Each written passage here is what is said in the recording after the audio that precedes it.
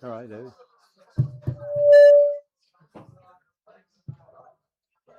1, 2. It's okay.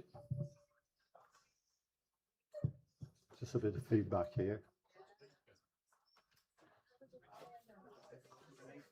Good afternoon, everybody. Can we need to make a start. I'm conscious that people may want to go and watch playoffs or something like that. So good afternoon, everybody, and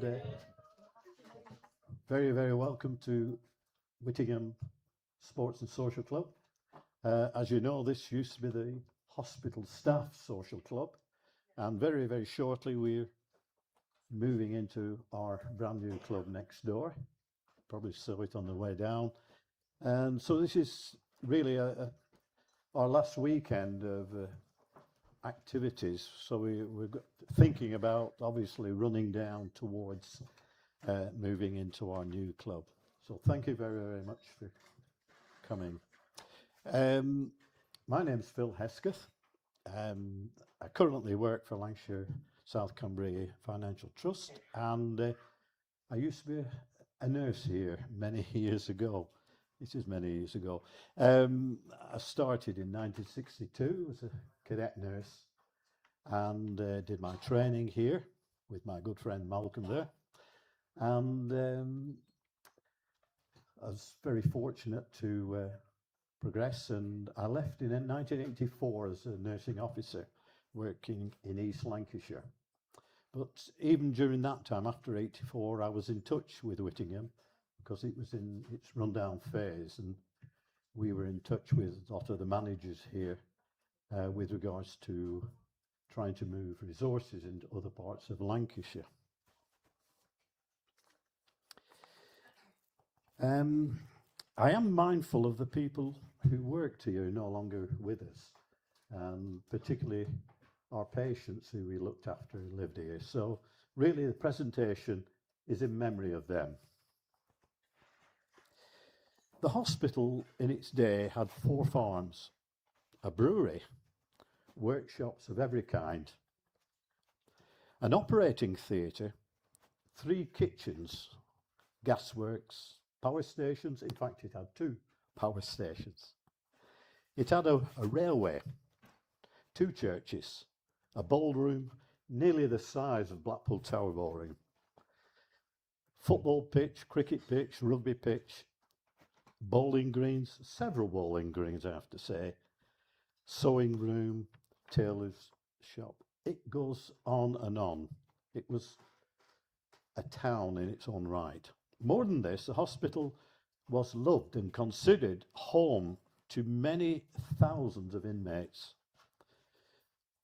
But to others, it did represent a loss of liberty. It did offer, for some people, it was misery for them. So I'm trying to give a balanced view on this. And a life that was completely controlled by other people. Whittingham was at one time the largest asylum in Europe. Some people may know about the inquiry and charges of fraud towards its latter days. But let me make it fairly clear that I do not condone the wicked actions of some people or those people who use the asylum or the hospital to their own ends. But Whittingham did employ some of the kindest staff, the most compassionate staff that you could meet. My experience of the patients that I met and cared for was very, very positive. Some of the most disturbed patients, some of the most depressed patients and sick people, also some of the most humble, funny, and the nicest people you could imagine. A number of patients spent their vast majority of their life at Whittingham, and this presentation is in their memory.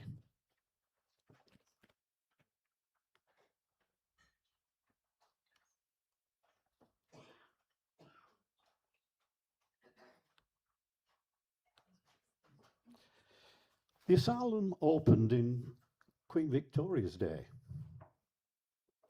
and closed in Queen Elizabeth II's day. That's Gladstone. He was the Prime Minister at the time, and dear John Major, he was the Prime Minister when it closed.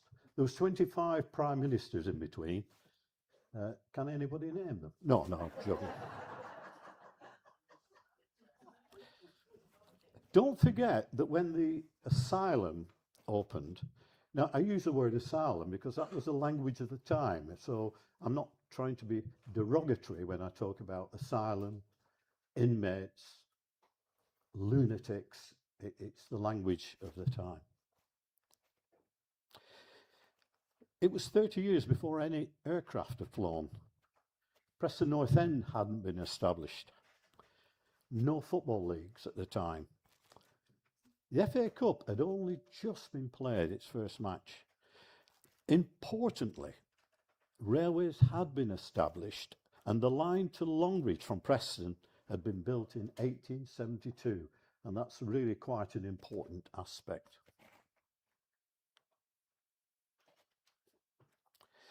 When we talk about mental disorder, it's quite a broad term. It wasn't particularly used at the time of Whittingham's opening, but madness is as old as life itself. Primitive societies had an inherent belief in the supernatural, and that mysterious, unaccountable, and all-powerful forces were at play, some benevolent and some malign. Some readers, I'm sure, would see in Catherine's sign here of somebody perhaps suffering from psychosis, split personality, hearing voices, etc. And it is possible that St. Catherine did in fact suffer mental health problems. Catherine did eventually become the patron saint of nurses. Lysa, or Mania, the Greek goddess of madness, I mean, she was responsible for creating rage and fury in people. She also controlled rabies in animals and got dogs to bite people to make them mad.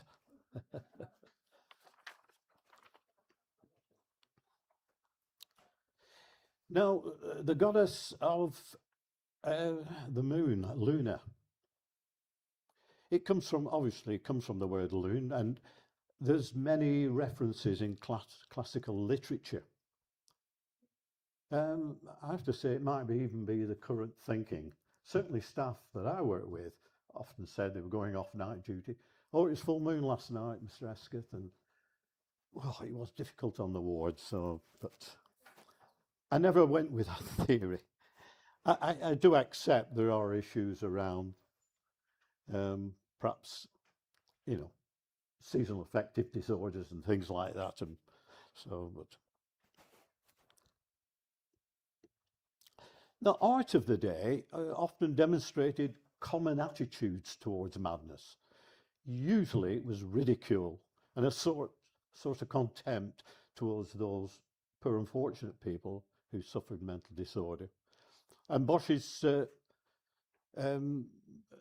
art demonstrates the ship of fools, which is very complex attitudes towards, perhaps also towards religion at the time, that nuns and priests were completely mad and so forth.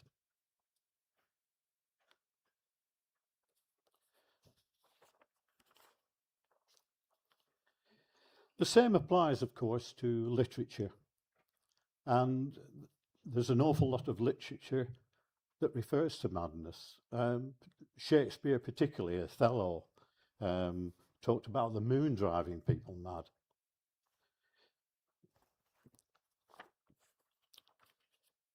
This is one of my favourite books, Don Quixote. And poor Don Quixote became obsessed with being chivalrous and taking on other knights, and became completely mad and set off on his mission, fighting anything that got in his way. usually windmills.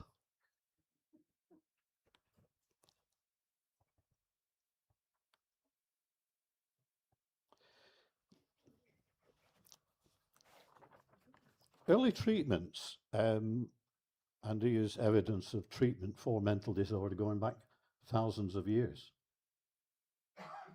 Evidence of trepanning, having a hole knocked in your head. Quite a crude procedure, of course, often damaged or interfered with nervous fibres, creating changes in mood. That was the object. In most cases, it actually caused death. Can you imagine having terrible thoughts in your head? Being possessed by devils. Some stranger has you fastened down. And while you're awake, have your head open and parts of your brain removed. People believed at the time that somehow it was a stone in your brain. And this picture by Van Hemsen pictures shows somebody having a stone removed.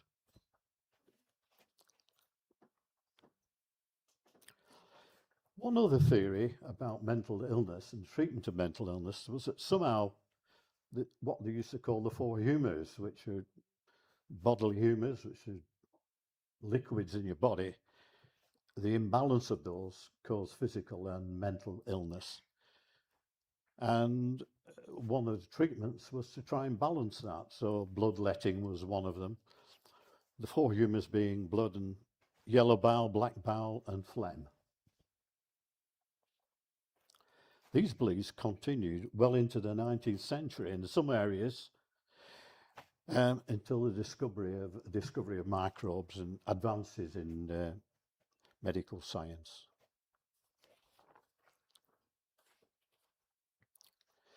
Just a word with regards to the attitudes towards people with mental disorder. I've shown this picture because Will Summers was the king's fool. He had two fools. He had Mad Jane and Will Summers, and he considered it to be good luck to look after them, that somehow it would be seen favourably in God's eyes. But this was an unusual situation at the time. In fact, Henry VIII left a legacy in his will that Will Summers would have to be looked after the rest of his life. He was a lucky one. Society has been locking up lunatics for centuries with evidence of cruelty and torture. The opposite seemed to be different in some Islamic countries where travellers coming back from the Far East talked about asylums where kindness and compassion was shown. The Reformation unfortunately ended some of the monasteries that did offer succour and care for people who was clearly mentally ill.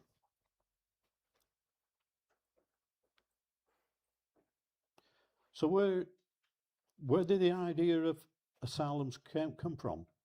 Well, cruelty and torture and ridicule was the norm.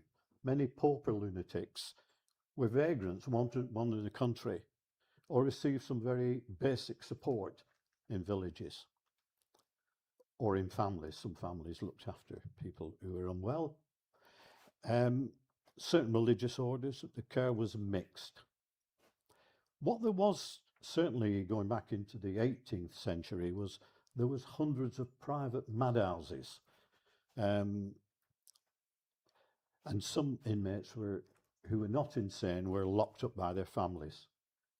And eventually Parliament had to bring this to an end. Well, what are asylums about? Well, here's a picture of Bethlehem Hospital, probably the first asylum in this country. But chains and manacles were common at Bethlehem. The word Bedlam comes obviously from Bethlehem Hospital. It was moved later to Moorfields and is now still part of South London Maudsley NHS Trust. And they're the two statues that used to be over the doorway, Melancholic and Raving Madness above the door. And these are in the Museum of Bethlehem now.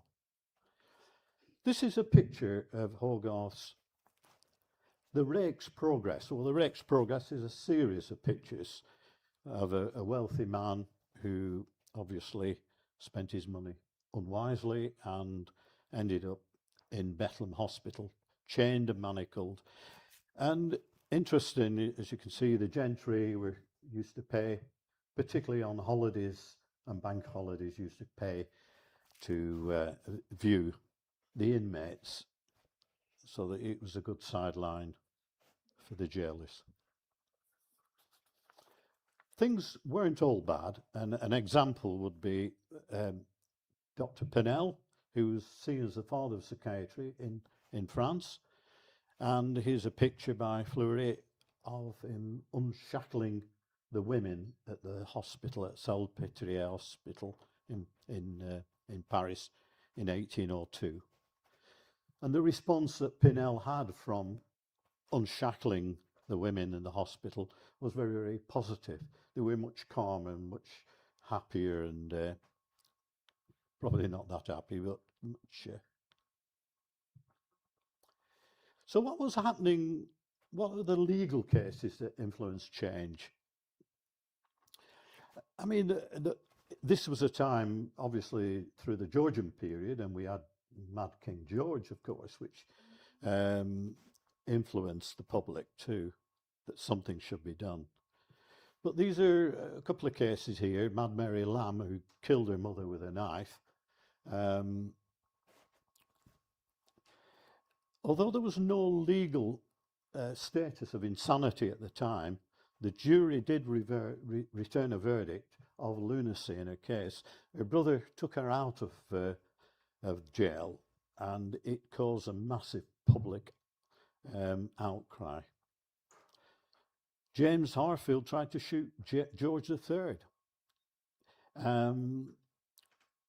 He was tried and found to be insane. He was the first case, by the way, of somebody being found not guilty of murder who was not profoundly insane. And he was sent to Bethlehem Hospital, where he died. This is a picture of the Prime Minister of the time, Percival, being shot by John Bellingham. Despite claims of madness, he was actually hung for murder. He's the one and only Prime Minister that's been shot by the assassinated. There's one or two more I'd like to have added to that list. Yeah. Strangely enough, Robert Percival said at the time when he'd been shot, he was falling down and said, "I have been murdered." So it's good. Macnaghten is a very interesting one. He tried to kill Robert Peel, but he ended up killing his secretary instead, the Prime Minister's secretary. Macnaghten was sent to Bethlehem Hospital, asylum, and he committed suicide. There was a massive public uproar. And the Queen intervened, Queen Victoria intervened and asked the House of Lords to do something with regards to all these cases, because she herself, there'd been 8 assassinations on her life, attempts on her life, mostly by men, insane men. Most were deported.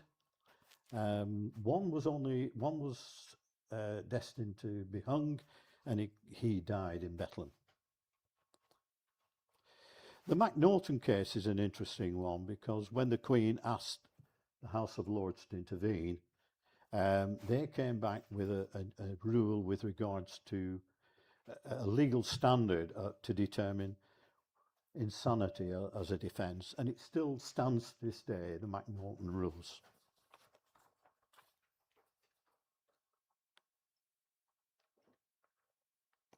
So what did Parliament do about all these murders and people wandering the country and these private madhouses which were not being controlled at all? There was a lunacy commission at the time in London only, which tried to get a grip of the private madhouses in London. So they released the 74 Madhouse Act, which had an effect locally in London but not across the country. Then there was a County Asylums Act in 1808, which encouraged the building of asylums, county asylums. So it was asking local magistrates in the counties to consider building. But it wasn't until 1845 where the County Asylums Act and the Lunacy Act, which came together, they were passed together, had an effect, because it became then compulsory to build asylums in your counties.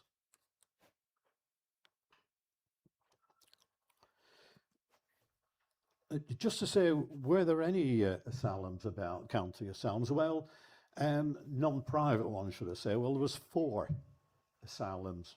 The York Retreat was built in 1796 by William Tuke. He was a Quaker, and he and his Quaker friends built the York Retreat. It still stands today.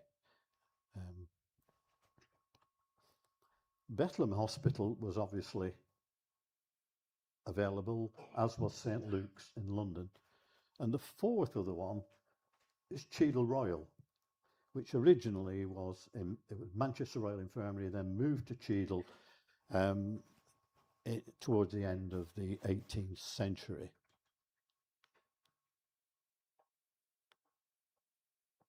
So there are pictures of Manchester Infirmary. Now, there was a Liverpool asylum, and it was a single ward, but it didn't last very long. So that wasn't included. So that was moved to a private place. So our Victorian forefathers had to consider where we're going to build these asylums. So all the counties were being pushed by Parliament. Now, we often talk about out of sight, out of mind, get these lunatics out of our environment, out of our town, etc. But there is another side to that, because the towns at the time were in the middle, in the Industrial Revolution. They were not very healthy places to live in. And a lot of sickness, a lot of death, early death of children, etc. in these smoky, dirty towns. Very insanitary too. So the Victorians knew that, and they did in fact actually say, there's evidence that said that it was perhaps better if the asylums were built out in the country, where it's much healthier, where we can get farm work and country work for people who are mentally ill. So the early laws, following the 1808 Act, Lancaster Moor was built, and it was classed as the first asylum, Lancashire's first asylum, and that was built in 1816. And I've used that view because that's the one you can see from the motorway today. Prestwich was built on the outskirts of Manchester, and it was named as Lancashire's second asylum. You weren't there, Malcolm, were you? You weren't working there then, was it, Malcolm?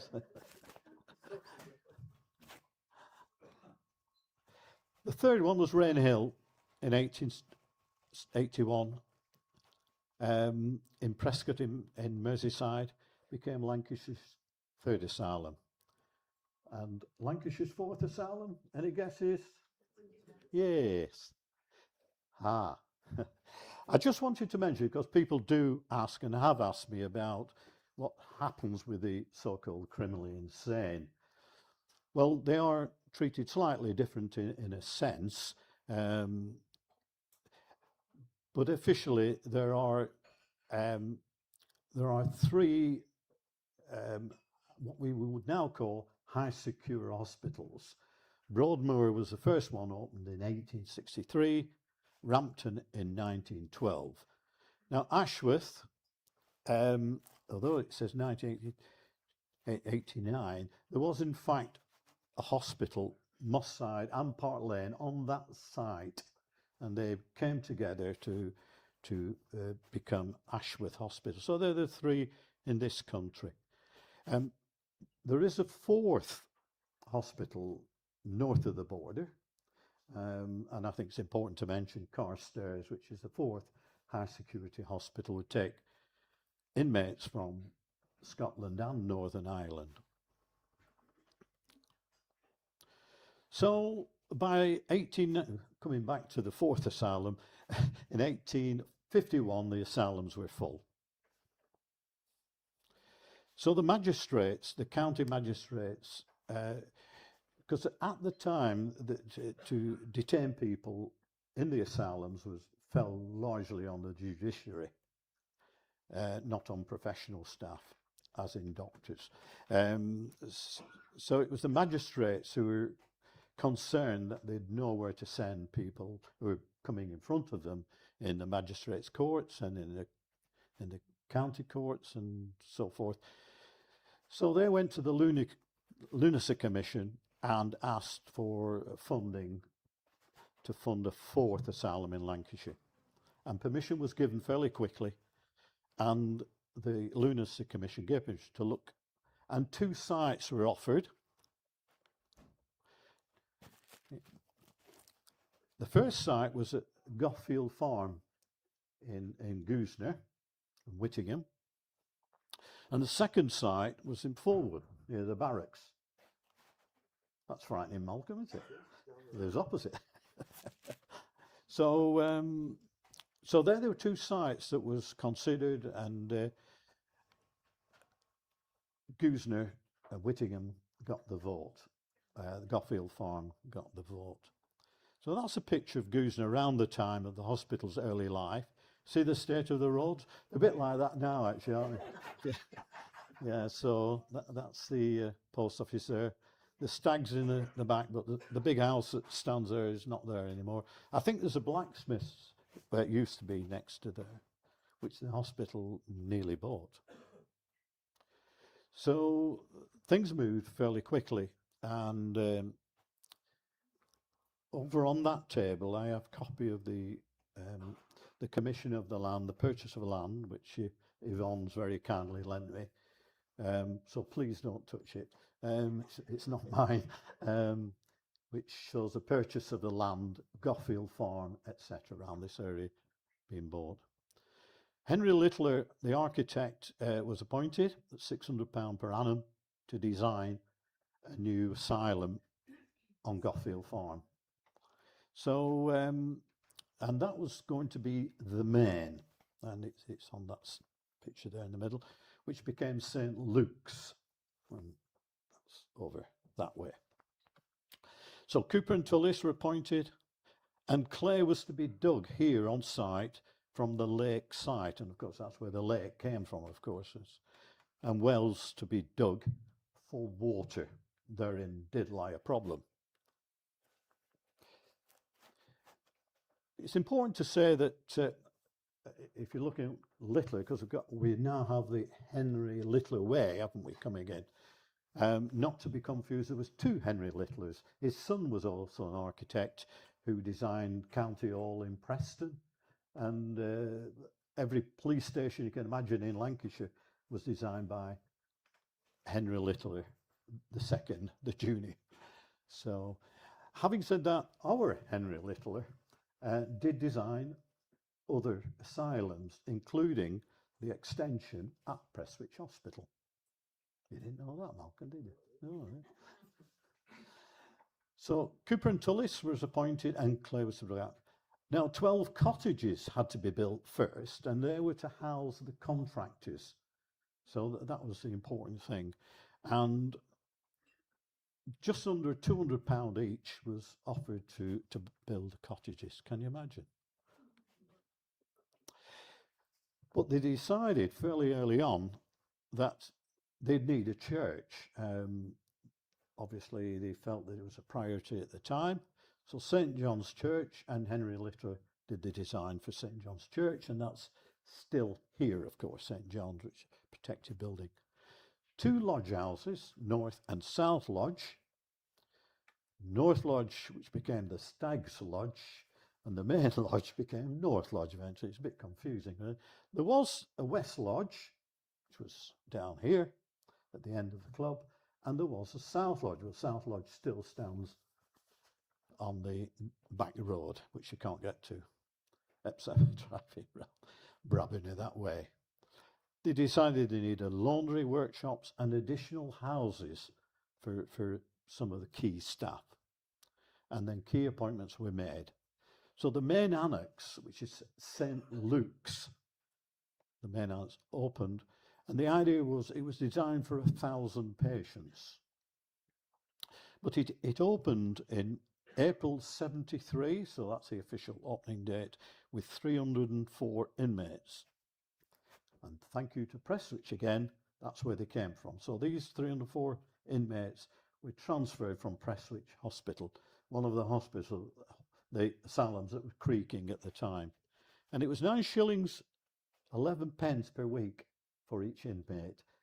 That's important because they were charged back to the area from where the person came from. So that's a picture of the layout. So in the brown area is, and there's a actual copy here of that. The brown area is the main St. Luke's division. So that was built first. The second division, the annex St. John's, is in red up at the right. That was built very shortly after the main, only a matter within the next 10 years that was built. Cameron House towards the end of that century, that's in, is that Puce? And you can see our social club just above Cameron House. So that's where we are now. And that's a staff social club. So this belonged to the hospital in a sense. So that's again one of the buildings that's still left till April, and then it's coming. So this is going to be knocked down and we will move into the new facility next door. On the left in purple, I think it's purple, is the West Annex, which became St. Margaret's Division. That was built in 1913, but initially was a military hospital. I'll come back to that later. So that's, and a very important factor is the railway station. And you can see the line, apart from the yards, coming across next to the duck pond, the lake, right across in front of the main, and to the 2 power stations, because they weren't both there originally, but and the gasometer, which is just below the railway station. Coal was transferred from the rail station to the gasometer to produce coal. So that's just to give you some idea of the scale. And that's an aerial picture. That's about a 1930 picture, so I'm not going to dwell on that one. But that's what it was like, if you like, the complete finished, almost completely finished hospital, because they did build additions to that much latterly. So they're the 12 cottages prior to the asylum on Coomera Lane, which are still there. I happen to live in one. And I didn't pay £200 for it. So the contractors lived there. In fact, the idea was that patients would move in, and there was plans for that. So, you know, there is sort of observation. There was observation holes in the walls inside where staff could keep an eye on the inmates. I don't think it really happened. But so that's St. Luke's as it was finished. It said 1877, so it's very old. You can see that the trees leading towards St. Luke's are quite immature. Many of those have gone, but most of them are giant things, aren't they? Up to the main, and to the cricket field on the right, which is still there, of course. So that will give you some prospects of it. Now you probably see above the entrance hall there is a clock. Now that clock tower is on the top of what was the recreational hall. It became the ballroom. When they altered the ballroom, unfortunately, the roof couldn't keep that, so they had to remove that, sadly. So that's St John's Church, and the contract was signed in 1871, and it cost £4,632. It was a lot of money, and even more, the chaplain's house cost £2,000, but it's a substantive house, overlooking the cricket field. That's up for sale if anybody's interested. You've got a spare million or two. So this is what was North Lodge, pre-1900. The railings were put up just before 1900, so we know it's around that time. That's been extended. It's now a private house, but that used to house the chief attendant lived there, and the chief male nurse at a later date lived there, and then the firemen latterly and so forth. There is a big crest up on the wall there, and it's the Duchy of Lancaster's crest, and we're not actually sure why that was adopted at the hospital, because the same crest was at St Margaret's. The same crest was in the floor here at Cameron House. Even having conversations with the Duchy of Lancaster, they don't know why it was used. Except that Whittingham Hall, which became the farm manager's home, which is here, it's now Crystal Hall Nursing Home, that was owned by Duchy of Lancaster many, many years before the asylum came here. That's what became North Lodge, was the main gatehouse, and that's now privately owned.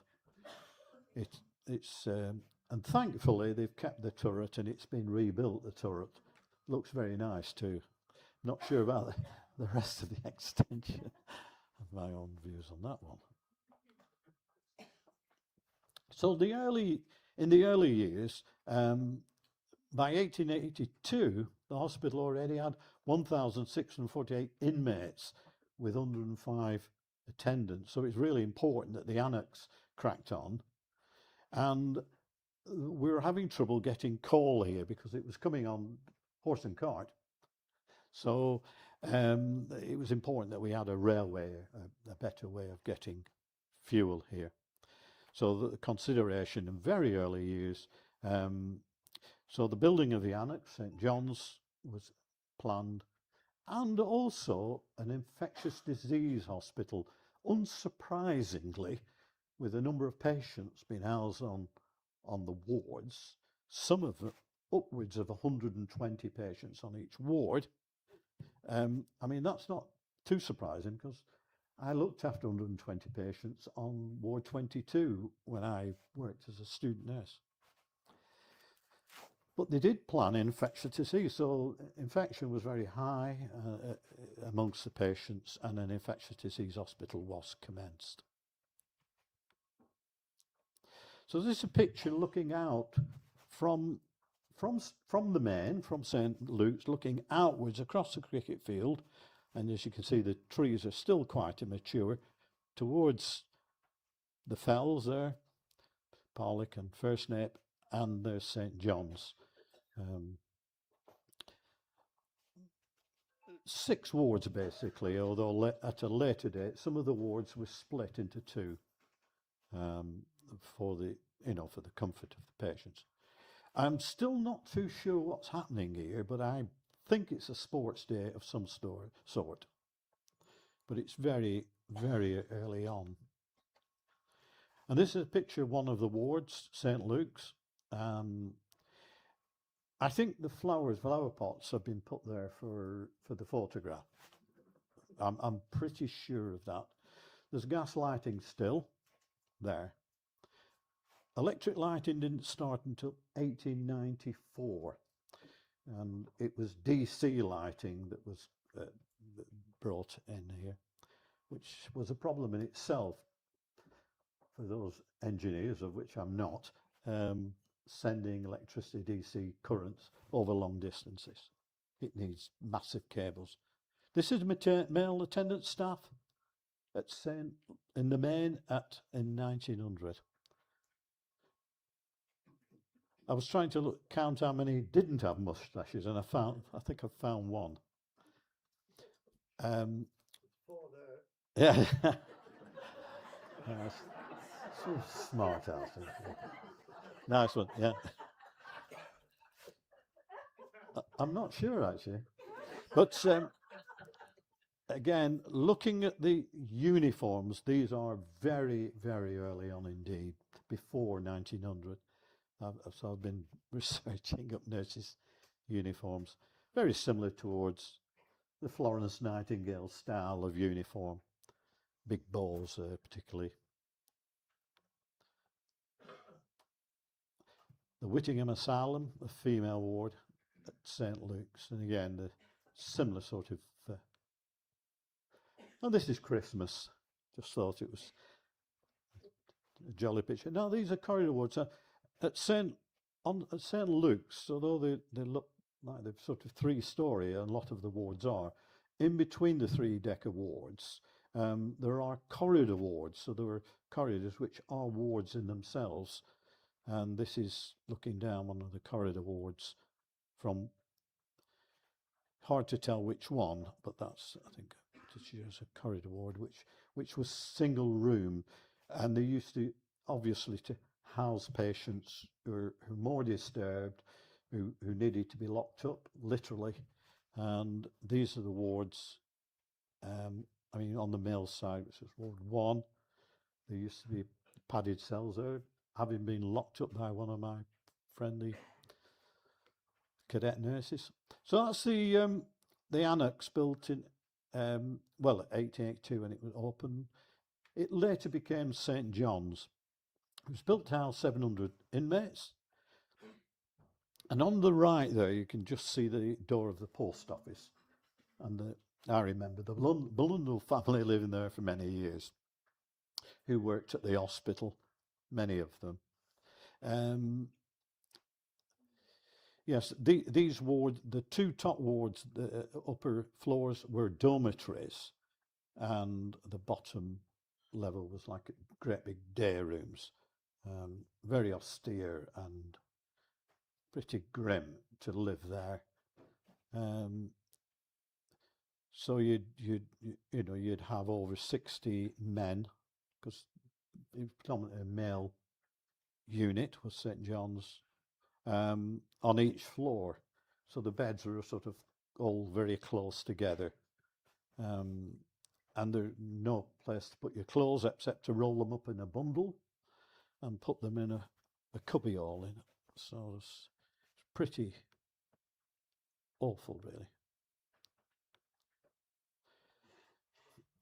Here's a corridor ward. With the sloping roof, I thought the sloping roofs were at St. John's on the corridors. He's obviously the boss, he's got a hat on. And this is definitely St. John's, so with them supports across. So that's a very early picture at St. John's. The staff are playing billiards here, can you see? So nothing changed really. There's some terrific snooker players on the staff. There's plenty of practice. That's a printer shop. So we had down at the maintenance area, we had the tailor's shop with a printer's shop, etc. We had a cobbler's and so on and so forth. And this is a picture of the avenue, which is looking towards the stags. You can see the stags through the trees on the left. And down to Tom, who's here, his house is at the bottom there. It was a sweet shop when I came in 1962. And we think, I've done the research, this is still gas lighting down that avenue, which is pretty smart actually for the day. So I just wanted to spend a little bit of time on the railway because it was really quite crucial to the hospital. So was it going to be a horse-drawn cart, and that was one of the proposals put forward, or was it going to be a steam railway? The fact that Longridge had a line from Preston, it was ideal just to connect a branch line. And in 1886, land was bought for the railway, and the first engine, I hope, Mark, I've got this right, was a Salem number 1. Fantastic name, Salem number 1. You'd thought they could have give it like Puffin Billy or something, I don't know. By the way, the second engine, guess what that was called? Salem number 2. What, they did change the names.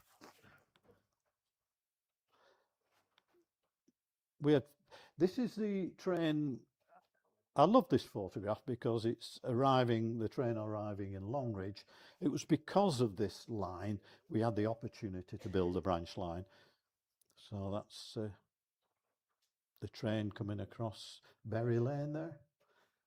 And so if you're driving your car, mind you, there weren't many cars around. If you're driving your horse and cart up Berry Lane, you had to wait while the train came through. I mean, the train was originally, I think, built for taking stone from the quarry as well. But that's the station on the right, and so that was the opportunity to... So this James Fryer, I think, was the third train that making its way to Grimsby. So it had a proper name. And Fryer was a chairman of the visiting committee. The visiting committee were very powerful, by the way, much like management committee, of course. And that's on its way to Grimsby. That was the third train. And I love this photograph. Up on the banking, down, you're probably able to see that round Brabinell Lane. And there was a bridge. Certainly when I came, the bridge, the railway had ceased, but there was still a bridge, which is now gone. And the fourth train was Gradwell on its way past the lake to the powerhouse. So this is coming out past the main entrance. Now, I thought it was going to a powerhouse. It'd have coal wagons on it, but they don't look like coal wagons. So that looks like a diesel engine to me, but it's not. It's a steam engine. It has a fancy cover. That's Gradwell.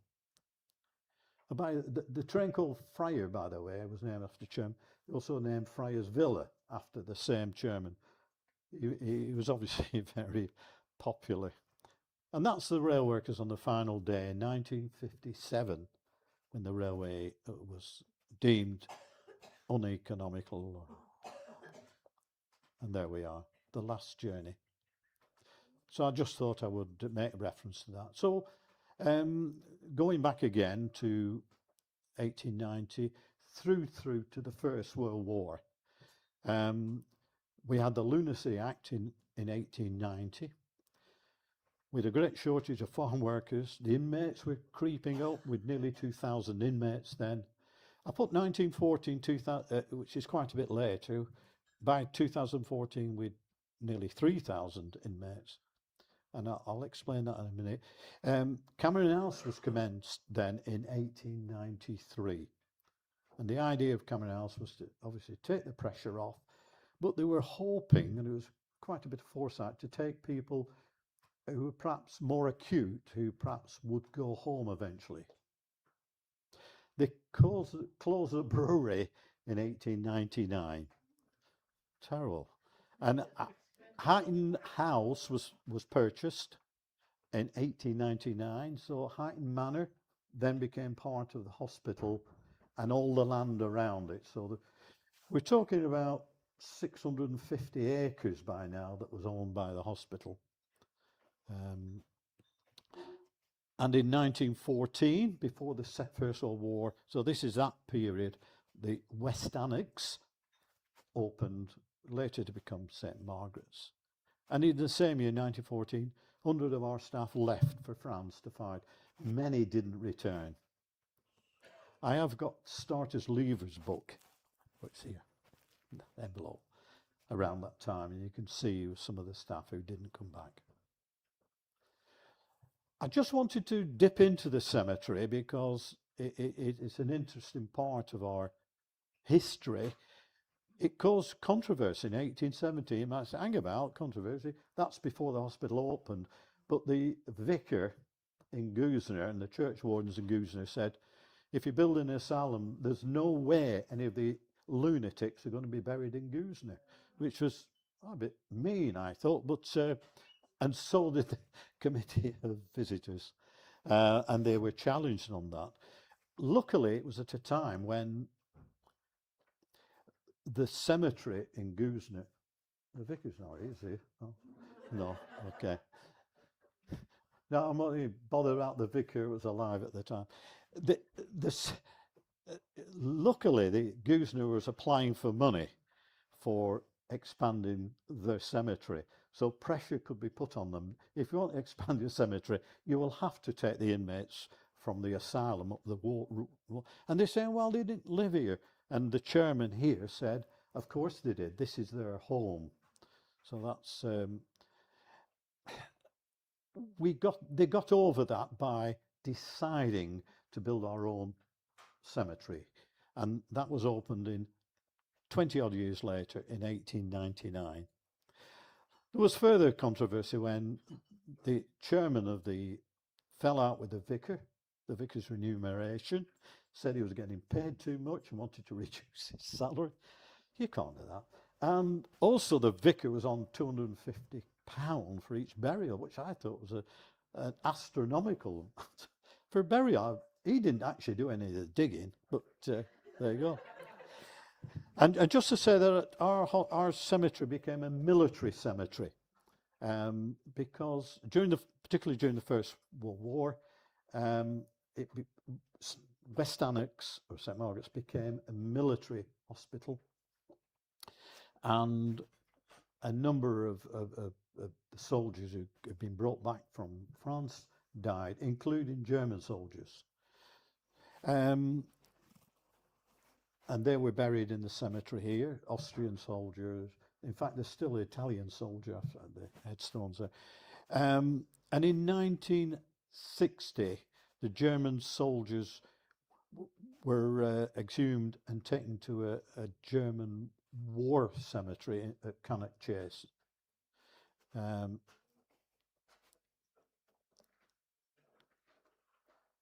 So there's 1894. Beautiful photograph of Cameron House. The middle section there was housed at accommodation for doctors, etc. And Mrs. Siddiqui's here. I know her and her husband lived there with their family at Cameron House. Dr. Siddiqui's not with us today, but it would have been his birthday today, which I think, yeah. Which, unbelievable, it shocked me that we'd picked today for the one of my favourite doctors, without a doubt. Ward 1 at Whittingham, I'm not sure about Ward 1. It may well have been, the numbering may well have been different, because Ward 1 was always a male ward, and there's no way would female nurses work on a male ward. Never the twain shall meet. So even the patients very rarely met male patients, very rarely met female patients. Even at the dances, it was all done under control. It was, and this is obviously later. This is towards the First World War, and based on the uniforms of the nurses. This is go on, you can say, because this is when they closed the brewery. And the important thing here, that the staff used to get free beer. And there's other patients. Well, cheers, Debbie. Is that on my tab? Oh, okay. They also staff used to get free milk as well. And when the brewery closed, the staff were remunerated for that, so they got extra cash. And there's the band. And that's outside the recreational. People say it's the church, it's not the church, it's a recreation hall, and fantastic band, isn't it? Orchestra, should I say. Just to say, when I was a cadet nurse, when I came here, I played in the band, in the orchestra, but it was a staff patient band, so it was a bit of a mixture of two, about 50-50. I played the viola. It was pretty awful. The standard I was used to in Lancashire Schools Orchestra, anyway. But I'll tell you, it was great fun, absolutely great fun. So I had so many laughs with. Now this is the building of St Margaret's, and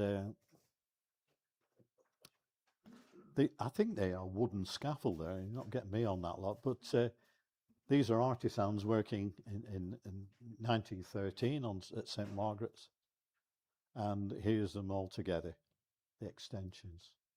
I had to put this in. I thought it was a great photograph. And these are the committee of visitors, the great and the grand. Not a woman amongst them. Where are the ladies? Yeah, very male dominated were the visitors. So this St Margaret's, which is the West Annex, okay, opened in 1914. Initially a military hospital until 1918, and then obviously reopened as part of the asylum after 18. Sorry, it had a surgical unit that came from the military hospital, and that remained open for many years. And we used to take cases from Preston Royal Infirmary with a two list, a male list and female list. But it became a mixture of acute and long stay for many, many years. First World War, over under our staff going. And this is some of the Red Cross nurses that worked at St Margaret's. And I've been doing some research. They are German soldiers who were prisoners of war. And obviously some of those died. Don't know the ones there, but Highton Manor, said, was bought. And it was occupied by staff and patients till around 1960. So we had staff and patients who lived up there, who worked the farm. So it was a great job to have. That's a recreational, again, pre-1916. You can see the internal scaffold. And when it was updated after 1916, when all this scaffold and ironwork was taken away, they unfortunately had to take off the clock on the top because it couldn't support that. Yeah, I used to have to creep up on the roof, inside the roof at Christmas as a cadet nurse to let the balloons down. Great job. There's our cemetery as it is today.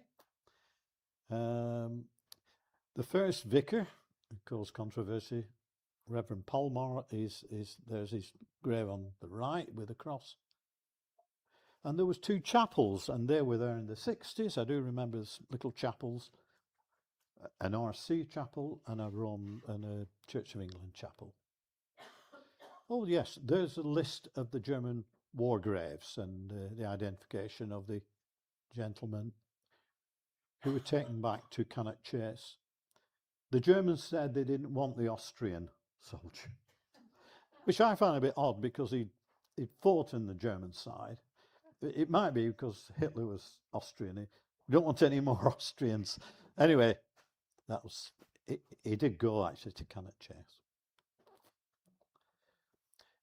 So after the First World War, I've called this possibly the heyday of the hospital. It was probably when there was more activity, things were changing, etc. In terms of the size of the hospital. The Asylum Workers Union, so the staff were sort of ganging up and saying, we want our whole union. And the chairman went to the Secretary of State and said, can I sack these people? So he didn't, and they pulled back a little bit, the staff, but later on they became members of a national union. The Mental Treatment Act, 1930, and it wasn't until recently I realised how important that particular act was in terms of changing attitudes towards inmates, even the changing of the name from asylum to hospital. I have to say that Whittingham had already changed its name to hospital in 1923, long before any of the other asylums, and changed the names from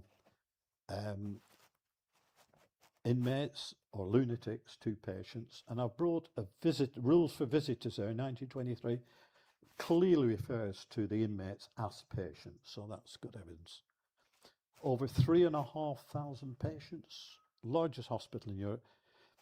One of the first nurses training school. I have to say that we're not following the agenda of the national of the nurses, GNC as it was, those General Nursing Council. They were still following the RMPA or MPA as it was then, which is a form of training that was put together by the Royal College of Psychiatrists, which disappeared in 1951, and then we took on the GNC curriculum, and then things improved dramatically, I have to say, in terms of training nurses. We started changing from a custodial to more treatment models. You might not think it, but it did, and the 1930 Act said. Here's a nice picture, which this is during the war, so that we're into the war years now, our heyday. Picture outside Cameron House. And these are staff who were fire watchers. Go up on the water tower or on the roof. And I just wanted to mention this because it's really important. When I say our heyday, the medical superintendent of the time was very keen on employing people. I mean, people make fun of this. They used to ask staff, can you play football? Can you play cricket? Can you sing? Can you play an orchestra? But if you can't, you're not starting. It wasn't quite like that, but you get the gist. They did want people who had particular skills in these areas who could entertain patients. So they thought that the social side of things was quite important. So I mentioned Lily Parr. She was still playing football, by the way, but they were banned by the FA for quite a long time. She was born in St Helens, but she died in Goosner. She was a nurse at Whittingham. And I mentioned this purposely because she was quite open about her sexuality, and she had a female partner, and they lived together. As did a number of the team. And that issue of accepting, when I first came in the 60s, there was a much greater tolerance of people who were gay. And there was a number of people who were gay. There was a greater tolerance of people who were different too, much more than I was used to living in Preston. Where we used to make fun and ridicule people, etc., and be quite nasty and offensive, which would be unlawful now. But I found a greater tolerance when I came. So, that's for me, a very positive thing. And things like that. During our heyday, we had we had a ladies' cricket team, we had a hockey team, rugby team, football team. They were played in quite high standards, these. The football team was playing, I think, West Lancs. That's one of the West Lancs Cup. The cricket, and people who play cricket will probably recognise the Palace Shield, which is, we are talking about top teams in the Northwest who win that. I think Morecambe won it last year. Whittingham Hospital still have the record for 8 consecutive wins of the Palace Shield, still unbeaten. So, but I'm conscious. I know some of these staff. They were here. They were going on a bit when I came, but I knew some of these footballers particularly. I was quite keen on football myself. Not very good, but and some of these guys had fought in the war, but were ex-professional footballers. So, they were pretty good.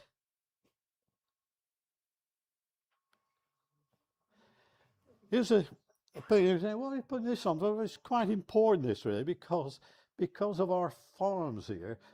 The farm manager's quite keen on the great white pig, I think it was, a Whittingham great white. So quite famous. Hundreds of these pigs, and the sales of great white, the Whittingham pigs were massive. There were hundreds of people turned up for these sales, and the farm manager used to go over the country looking for, pigs so he could crossbreed, etc. And they were quite disappointed, as were the committee when the regional health authority was starting to form. Then said, "You're going to have to shut that down and sell all the pigs." So it went. Some of the artisans here, these are the workmen working in the hospital. That's clearly the workyard, the workman's yard there, the workshops. One of my favourite places to visit when I was a cadet nurse, I used to love going in the blacksmith shop where they had the big fine, the furnace going, etc. So, firemen, again, an important aspect of the hospital is that they always had the fire team. These are staff who are on the team. Usually the leader of the fire team, the captain, would be an ex-professional fireman. And there they are practicing. I was in the fire team, by the way, because I live locally. I can't tell you stories about it because it's unbelievable. So the water tower, built in 1930.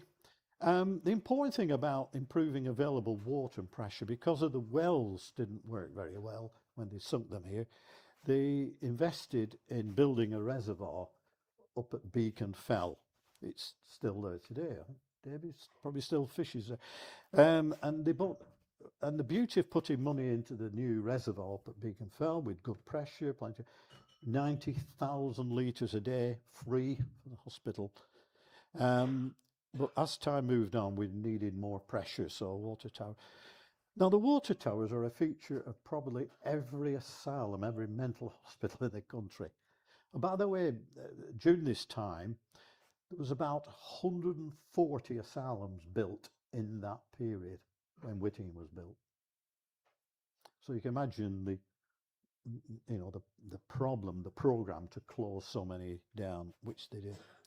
The important thing about the water towers was it was included in Enoch Power's speech in 1960 when the hospital plan was being proposed. He was the Minister of Health at the time, and he was quite famous, wasn't he, for his his dialogue and his I remember his rivers of blood when he was Northern Ireland Secretary. He was like, woo,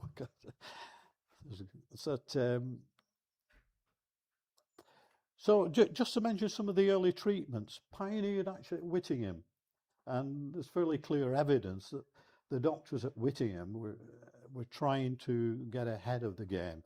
Treatment for syphilis. Now you might hang about, what's that got to do?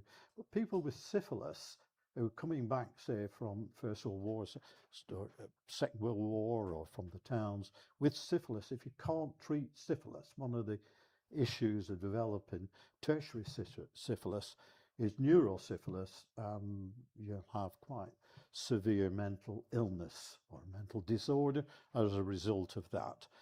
So it was a lot of these patients were in mental hospitals, were in asylums.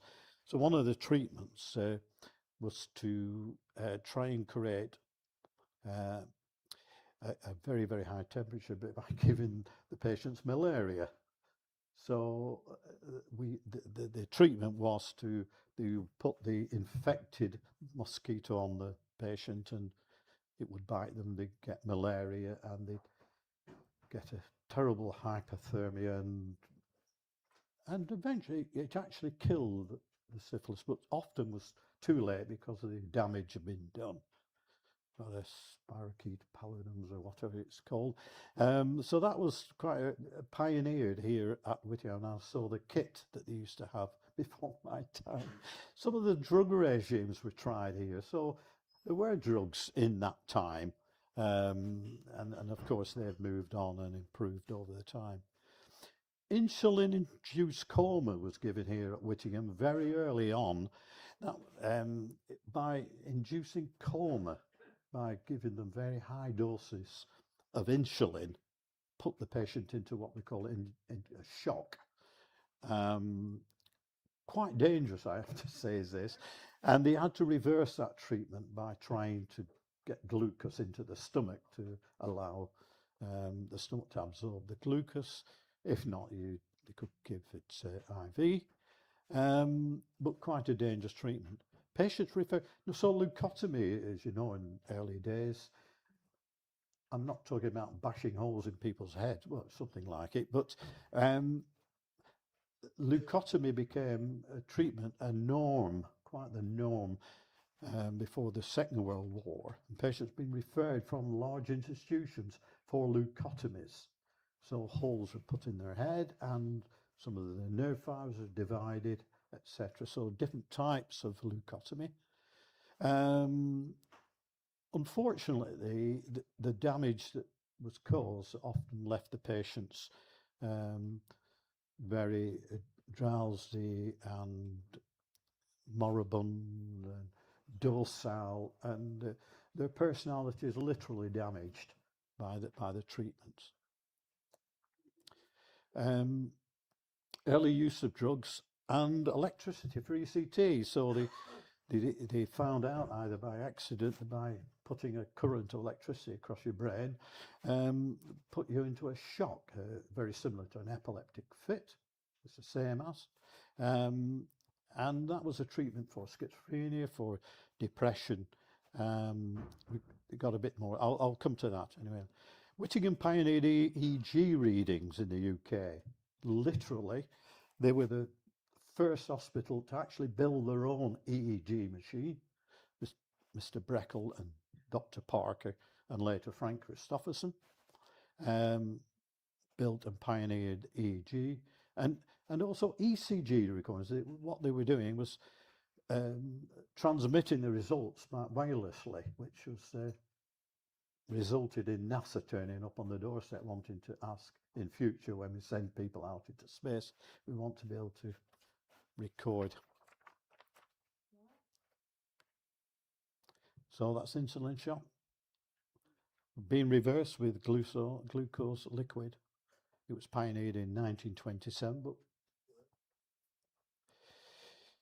dateable success, it's dubious success, should I say. Leucotomies, unsophisticated, high mortality rates. Patients died, lots of patients died. Patients were left quite docile, intellectually damaged, personality damaged too. You can still have leucotomies, by the way. There's about 7 a year done in the UK, but it's very strictly controlled by the Mental Health Act.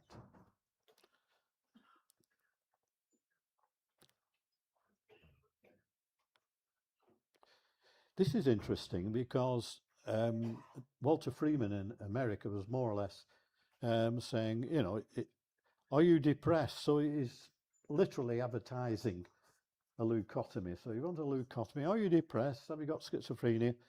And this is what you're like on the left, and this is what you're going to be like on the right. It takes 10 minutes. I mean, he's a lobotomy specialist. No, he wasn't. I mean, he wasn't a neurosurgeon. And what he was doing was teaching psychiatrists, who are also not surgeons, neurosurgeons, to do this procedure. Now, do you think that looks like he's doing it through the eye? Well, yes, it was. So this was called transorbital lobotomy. So the eye was pushed on one side. And does it look like an ice pick? Yes, it was. That's literally. So, you know, that was Dr. Freeman. And of course, as you can imagine, the public fell out with that. We certainly had a number of patients in my day who'd had leucotomies early on. Electric shock across the brain causes a convulsion. It's important to say that ECT is life-saving. You know, people who are very, very seriously ill, their life literally can be saved with ECT. Again, it's controlled. There's a very strict legal framework for ECT in the Mental Health Act. So, and now, of course, it's done with anaesthetic, general anaesthetic, and muscle relaxants, so the patient's asleep, and the effect of the convulsant is very, very minimal indeed, because that in itself can cause injuries and fractures. So EEG, and there's a lady having her ECG, a brain recording. So post-war, there was policy change. There was a new Mental Health Act, 1959 Mental Health Act, which moved the power, if you like, of moving people from the community into hospital, sort of went more towards the professional staff and away from the judiciary, except, of course, where the serious crimes have become. There was an increase in occupational therapy, industrial therapy, and newer drugs coming in post-war. Some of the early antipsychotic drugs. We opened a psychiatric unit for the deaf here at Whittingham, the only one in Britain. We had a very early mother and baby unit. Forensic psychiatry, so we had a couple of psychiatrists who were particularly experienced in forensic psychiatry, who opened one or two of the wards, who concentrated on forensic psychiatry. And of course, you know, we are a Guild Lodge now, which is a medium secure unit, which is a forensic psychiatric unit. You know, the background to that was done here, the work was done here at Whittingham at the hospital. Nurse training went then into General Nursing Council curriculum, which is much more appropriate.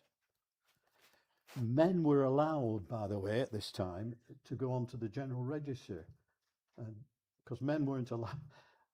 The GNC in 1919, when nurse training came in, only women were allowed. You know, it's terrible, isn't it? Only women were allowed on the register. Men had to go on this separate male register. But anyway, thanks.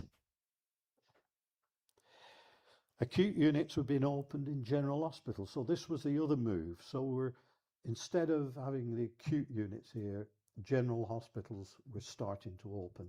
So Whittingham Hospital opened a unit at Shara Green Hospital. We supported the unit at Queen's Park Hospital in Blackburn, etc. And at a later date at Chorley General, and so on and so forth.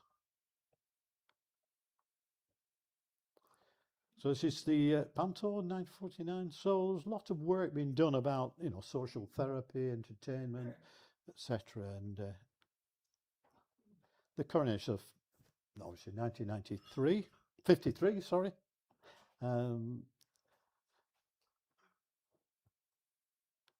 That's at St. Luke's at. And this is a ballroom, and the ballroom was enlarged and done up. It was a fantastic space. It doubled up as a cinema and showed films. We had dances, of course. It was used as a gym for the patients and staff sport also. Staff played badminton, I think. We used it for five-a-side, not for long, until they stopped that. And these, just a glimpse of the grounds, just to say, the grounds here were beautiful. I mean, they're absolutely fantastic. And each season, you know, was catered for. Obviously, we're spring bulbs there, I think, and you know, the gardens and the greenhouses were enormous, and the team of staff working there with patients, and of course they would be all swapped and the round ready for the summer planting, etc., etc. And the lawns, the grass were kept beautiful. This must be after 57 because, oh no, it's at the far end, because that's the ticket office there at the far end. The station yard, that's where the train used to come out, around the right-hand side of the lake. And it was lovely to, you know, to take patients out during the day on nice days. And this is at the bowling green, the back of the main, back at St. Luke's. There was a bowling green lower down. That was the superintendent's house. It was quite a thing. But later, it became a social centre. So there was a cafe there, there was a shop there, etc. A number of sick wards were developed, such as this TB ward. This is 31A, and the staff are in much more, look like nurses. And to the right, they could open those blinds, and it was fresh air therapy. 1950. This is obviously a corridor ward, same, and there the rooms are. And in 1948, that's at the time of the NHS, of course, we had the opportunity to buy what was Ribchester Workhouse, which became Ribchester Hospital and became part of Whittingham Hospital in 1948. And I think we had 3 wards there. One of our administrators lived on the top floor, Derek Ogden, who isn't with us now. The first Mental Health Act, so I made that reference to that, it abolished all the old regulations. It brought the authority for detention mainly with professional staff, mainly with doctors and the local authority, deinstitutionalised mental health care and encouraged community-based services, tried to reduce the stigma of mental illness by reclassification and encouragement of informal admissions. So what I mean by reclassification, instead of some of the old terminology, like mental handicap or worse, they made reference to mental illness. That disappeared in the 83 Act to mental disorder. And psychopathology came into this, and subnormality started to be used in the Mental Health Act. And so more, at the time, more appropriate. Of course, that's a term that's moved on now as well, of course. OT and industrial therapy was used extensively in the hospital. Mrs. Ingalls there, isn't it? Student nurses, and so these are nurses in the training school, which just at the back of the club here was the training school, and nurses being shown sterile techniques. Don't know why they're not wearing masks, but some of you might recognise staff here. The bed's a little bit spaced out and the patient has a locker, but this is, I think, a sick ward, I have to say. That was one of the problems with regards to its environment, with regards to reducing the space, to make it much more comfortable and introduce privacy for patients, etc. It's quite difficult to do that. We could do it to a point, reducing numbers in wards, but in the end, it became almost an impossible task. Prize Nurse Day in 1960. Mr. Timbrell was a principal tutor on the left, Matron Williams there in the middle, and Bill Wilson, the chief male nurse, on the right. Sadly, they were discredited at a later date, but some excellent staff there. I recognise Tom Proctor peeping through there. I was promoted to nursing officer on the same day as Tom. One of the best nurses I ever worked with. Yeah. So the 1960s saw the seed of change, and not only had we had the hospital plan for England and Wales, which was approved by Parliament in 1960. There was issues arising elsewhere. So Barbara Robb produced a book called Sans Everything. This is a book. Quite a good read. A distressing read, really. But Barbara Robb, she was a social worker, upper middle class, I would say. Having said that, nothing wrong with that. She visited a relative at Nether Hospital and was shocked, even as a social worker, at the standard of care and the way that patients were being treated, etc. And she wrote Sans Everything. And that started to stir things up, because she then got together group mainly of academics and brought the Aegis group in.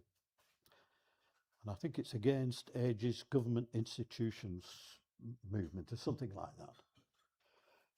Then we had a series of shocking mental hospital inquiries, including Whittingham, and a number of TV documentaries also, which was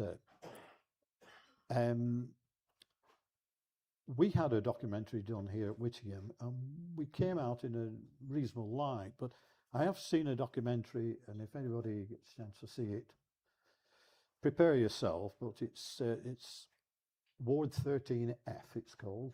Now, what hospital has Ward 13? They don't usually do a Ward 13, but anyway, it is shocking. But having said that, having watched it, I recognise some of the environment, and I recognise how people were giving care in an institution, which wasn't my institution, but I could reflect on that, and it's such a sad document. So that was coming out. So the public's view was changing at the time. I mentioned Roy Griffiths, but that was a bit later. But that was sort of as we were getting into the end game. There's our friend Enoch giving the Water Tower speech. There's Barbara, Rob, and her action group. She really stirred things up in government. She fell out massively with the Secretary of State, etc. But she did get things moving. And there some of the reports. There's 25 inquiries between 68 and 81, and that's the Whittingham inquiry. One of the shortest reports, having said that.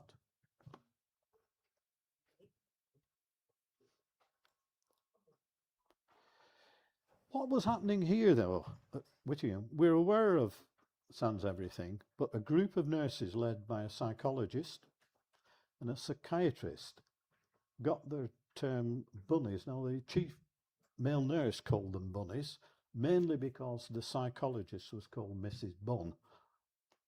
And he did that as a skit in a letter, and he pinned it up on a notice board. And that did cause, I mean, how to deal with things that's not one of the ways to it. The doctor was called Dr. Masters, and to be fair to Dr. Masters, he was a very go-ahead, very intelligent doctor who wanted things to change on the wards. He used to come on our wards and ask us, why can't we do this and why can't we do that? So, you know, he was somebody who wanted change. Because of the negative response, Dr. Masters wrote to the Department of Health, and as a result of that, there was an external audit. So the police and audits turned up and started examining the books on the wards, etc. 2 senior staff were charged with theft following another police investigation which came out of the audit. And also in 67, the student nurses met with the chief male nurse and matron to raise concerns about standard of care. Response was mainly intimidation. I know because I was there. So that in itself was shocking, that here we have student nurses who wanted to do things the way that they've been taught in school and being knocked back by the very 2 people who could make changes. Sadly, at that time, there was a member of staff who assaulted 2 patients, one who actually died of his injuries, and he was found guilty of manslaughter. So you can imagine all these things coming at once was not good news for Whittingham. The Lancashire Evening Post, I have to say, were not great. They had a very unbalanced view. They were very anti-Whittingham. The editor of the Lancashire Evening Post, who went on to greater things as a result of this campaign, you know, they were meeting staff coming off the bus in Preston, just questioning them with the reporters. Terrible. So this, you can see the headlines, Whittingham Hospital, big probe into allegations of cruelty. And people in press and read that, they were saying, what's happening at your hospital? It's terrible. I mean, so I know we can't condone the actions of a few bad apples, but it, you know. So the Payne inquiry came. It found a number of failings at the hospital, including ill treatment of a small number of wards, 4 wards to be exact. And the inquiry, I mean, one of the problems there, one of the sisters on one of the wards had been a sister on that ward for 47 years. Never moved off since she was qualified. Well, you want things change, you need to move people at some stage. People need to move on.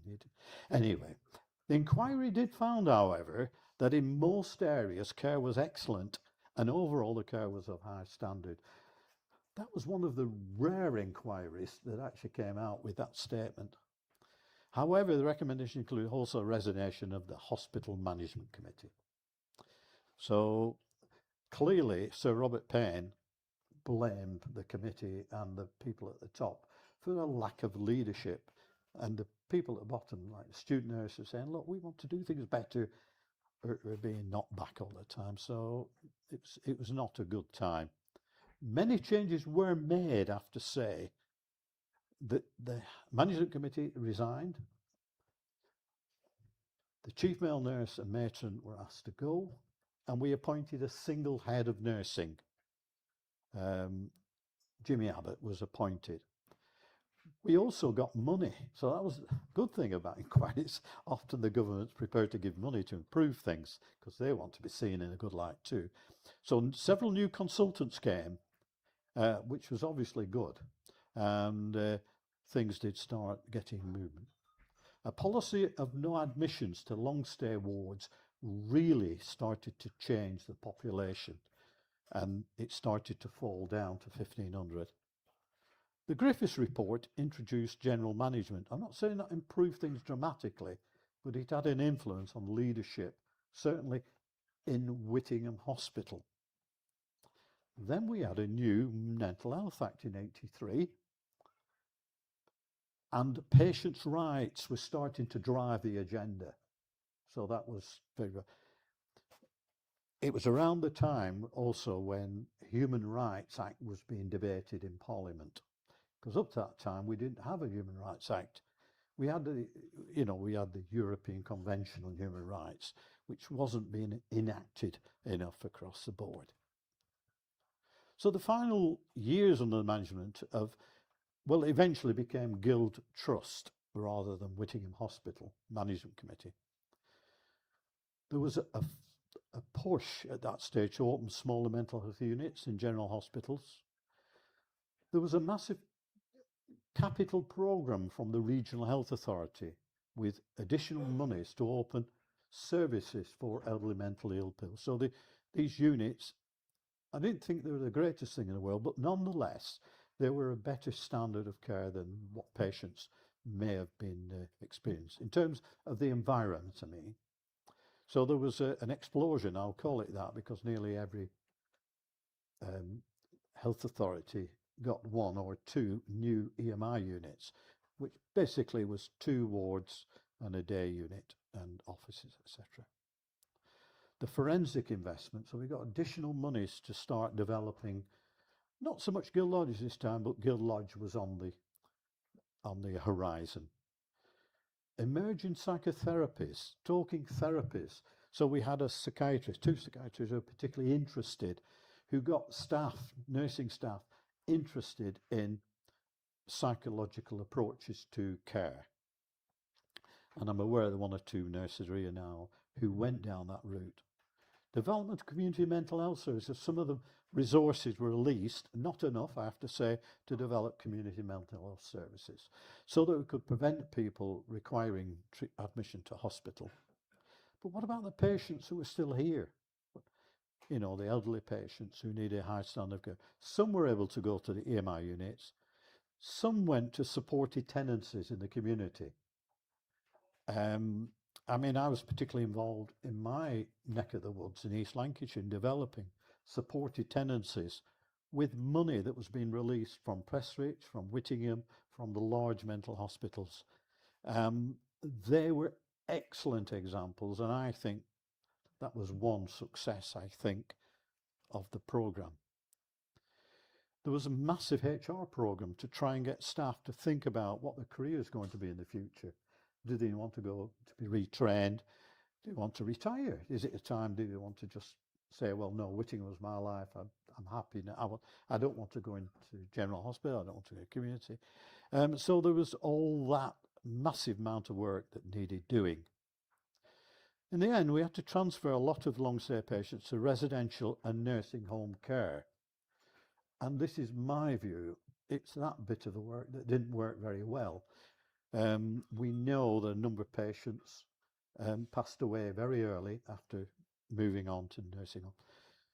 And I don't say that lightly, you know, that is a researched fact and a known fact. So, and that was sad. I mean, I wish that Whittingham would have been allowed to run down naturally and slowly, and now patients who really wanted to stay here for the rest of the days, they could do that. It could have been done, it could have been funded, but the pressure from above, I guess, on general managers, and here what they did was to appoint almost a chief exec, and his job, his contract was to close the hospital, and sadly that's what happened. It closed slightly early in my view, as did many of the other hospitals that fell into that. So it closed in 1995, and that's that. The hospital site, as we know it, of course, most of the hospital's gone. The staff club's still here, just. The gatehouses are here, and the church, of course. So, and the maintenance buildings are still here, etc. We are building on this site the development, obviously, of secure services, Guild Lodge. I mean, I do work currently with Guild Lodge, some of the nurses and staff there. I think it's a fantastic place. The work that they do with very, very difficult people who have come mainly from courts and prisons is fantastic. We have built a new unit on this site called Water Meadow View, which is a unit for people with learning disabilities. I haven't been yet, nobody's invited me, but I would love to visit. The gatehouses, of course, are still here and are privately owned. Highton Manor, which is now a restaurant and has been for a while, and I'm not sure what we're going to do with the church because it is a listed building, but something will happen, no doubt. So that's about it. I don't know what we've done for time, but have we any questions?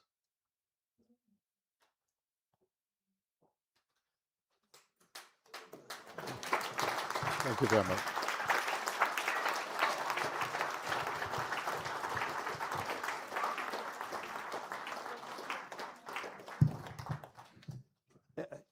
If you've no questions, it might be that we've got some staff here who might want to say something about the hospital, or I'd be.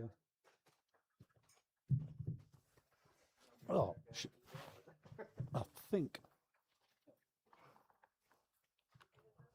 Where's Frankie? Which one are we using, Frankie? Oh, you don't know? Do you want to use this? Yes. Yes. I think you might have to, actually. Yeah, thanks, Phil. Yeah. I came to Whittingham as a student nurse in September 1980 and did a 3-year training at the nurse training school here. Got my registration, and I left in 1986. So a bit of a shock to come back today and see it's all been knocked down, sadly. But what I would say, I think it was a fantastic presentation by Phil. Very interesting. the background, all the stuff about mental illness is absolutely correct, and the context and the stigma about mental illness, and the concept of community care. But I think we did lose something, and there is a great deal of complexity to mental illness, and the way that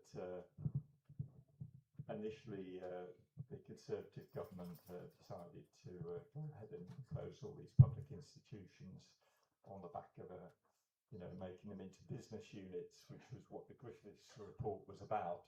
But I won't get too political. No. But one of the interesting things as trade unionists, I can remember large trade union meetings in that ballroom. All the staff pretty well were in the union. At the time it was cosy, and during the winter it was discontent. Sorry, there was industrial when he action says here. cosy, he doesn't mean it was comfortable. Yeah. That's the name. Federation of of Health Health Service. Service Workers, which is now amalgamated into Unison. Unison. But no, it was. I have happy memories of working here. Certainly, all the staff I worked with were really committed to providing good care to the patients here, and I look on that as a good part of my life before I moved on to other things. Yeah. Thanks, Thank Phil. you very much.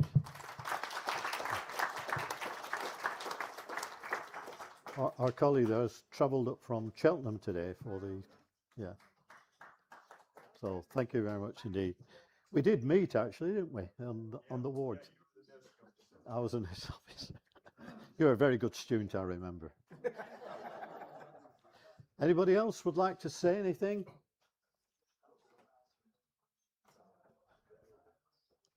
Too shy? Yes, yes.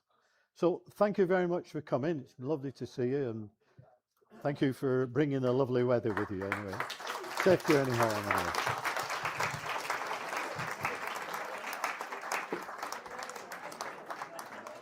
Ooh.